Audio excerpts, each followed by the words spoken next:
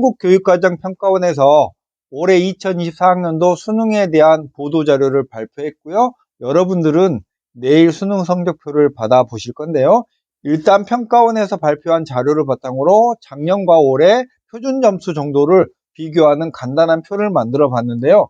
이 표를 정리하면서 올해 정말 불수능이었구나, 어떤 분들은 용암수능이라고도 하던데 그렇게 어려웠구나 라는 사실을 새삼 깨달았습니다. 하나씩 설명을 드리면, 올해 표준점수의 최고점은 국어가 150점, 수학이 148점이에요. 작년에는 국어의 표준점수 최고점이 134점이었으니까 무려 16점이나 올라갔고, 수학도 작년에 불수능이었다는 평가를 받았는데 올해는 그것보다도 3점이나 더 최고점이 올라가서 최상위권에서는 변별력이 충분히 확보된 시험이었다라는 평가를 해야 될 것 같고, 2022학년도가 국어가 표준점수가 149점, 수학이 147점이었는데 그것보다 더 올해 표준점수의 최고점이 더 높아졌습니다.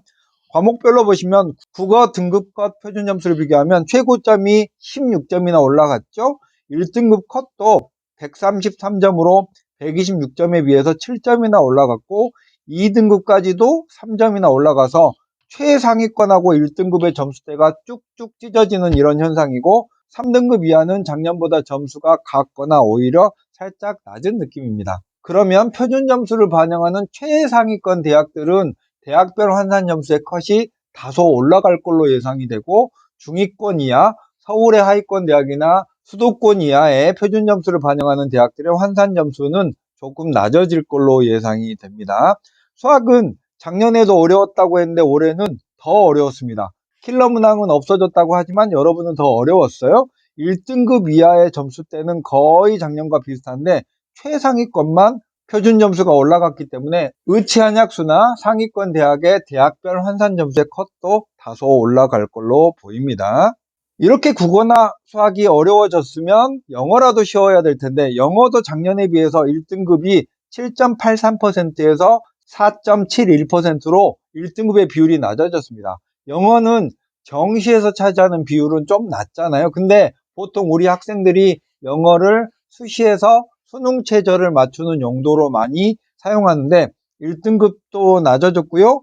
2등급까지의 누적 비율도 대략 3% 정도 낮아졌어요. 그러면 영어로 최저를 맞추려는 학생들의 의도가 빗나갈 것이고, 그러면 수능 최저 충족률도 떨어질 거고, 수시에서 정시로 이월되는 인원도 조금 더 많지 않을까. 그러면 각 대학별 정시 모집 인원도 살짝 늘어날 걸로 예상이 됩니다. 자, 탐구 영역에서는 사회탐구는 대체로 표준점수의 최고점이 모두 떨어졌습니다. 생활과 윤리가 72점에서 65점, 나머지는 72점에서 63점이면 꽤 많이 떨어졌네요. 그리고 거의 한두 과목을 뺀 나머지의 과목들이 전부 다 떨어졌기 때문에 사회탐구는 꽤 많이 쉬었다. 과학탐구는 과학탐구 1, 물화생지 원 과목은 조금씩 표준점수의 최고점이 떨어졌지만 물화생지의 2 과목은 표준점수의 최고점이 꽤 많이 올랐습니다. 올해 학생들이 과학탐구 2 과목을 해서 서울대 같은 데 노리겠다라고 하는 그런 학생들이 많았는데 그게 어느 정도 현실화가 된 걸로 보여요.